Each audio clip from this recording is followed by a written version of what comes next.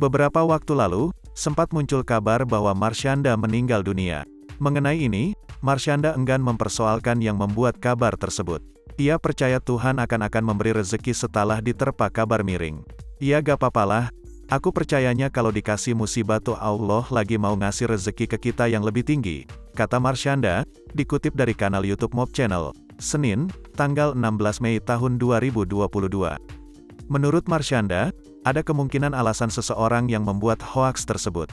Justru ia pun merasa kasihan kepada yang membuat kabar dirinya meninggal dunia. "Karena ngelihat itu aku kasihan, jadi aku mikir kayak malah ngepost di Instagram gak papalah orang bikin berita gitu mungkin yang lagi bikin berita kita. Mungkin lagi gak ada uang kali buat ngasih makan anaknya," ujar Marshanda.